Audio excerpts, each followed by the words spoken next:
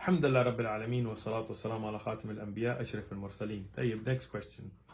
We have a brother that says, Salam Ustad, wa alaikum assalam wa rahmatullah. I'm a 15-year-old living in the UK. I just wanted to ask, what is the correct way to make tawbah? I understand that tawbah has conditions such as hating the sin and intending not to go back to it and etc. However, I ask, in order to make tawbah, do I literally just raise my hands and beg Allah to forgive me for the specific sin? Jazakallah for your time. First thing, may Allah reward you for reaching out as a young man. May Allah give you istiqamah and steadfastness on the right path. Tawbah is very simple in Islam, alhamdulillah.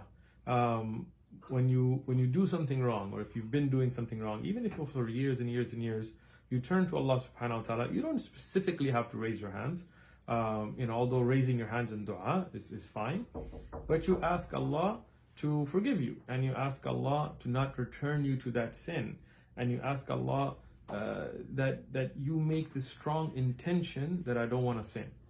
So the first shart is you don't be proud of that sin. You feel bad about the fact that you sinned. You don't tell people, oh, I used to sell alcohol and I did this, and don't be proud of it. Like, it's nothing to be proud of to sin. So you feel ashamed, you feel regret about it. And you mentioned this in email, so you know this. Secondly, you make a strong intention never to go back to it. Even though some of us may fall back into sin, make tawbah again. But you don't do sin like, oh Allah, forgive me, I don't want to do it, but next day you're planning your trip to Las Vegas to go gamble again or something like that. So you really make an intention and an effort not to fall back on that sin. And third, that action of making tawbah, of asking Allah for forgiveness. If you raise your hands in a dua while making tawbah, nothing wrong with that. Although again, you don't have to raise your hands.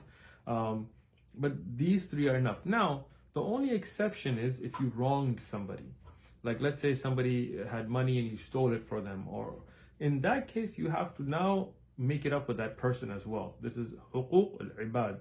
Right? Let's say you backbited somebody. Then, depending on the situation, then you have to go and ask forgiveness. Now, maybe you're not in touch with them anymore, khalas, then you just make dua for them and so on.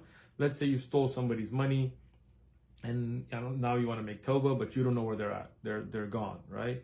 So now what you can do is you have to give that money as sadaqah and make a niyyah that Allah give that person the reward for it, right? So with makhluq, you have to make it up with them.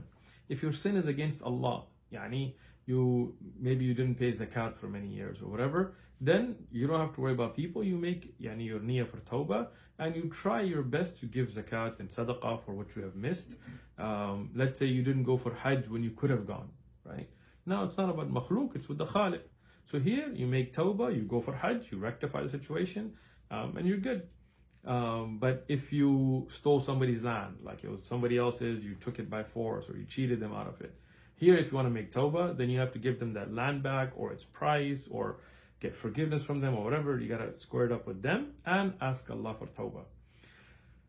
The last thing, just as a side note, you shouldn't say jazakallah. You should say jazakallahu khaira, or may Allah give you khair.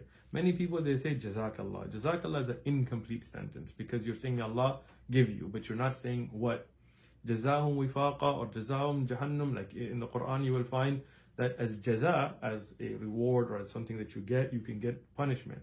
So jazakallah is not complete. You should say jazakallah khaira or khairan, like this. Jazakumullahu khairan.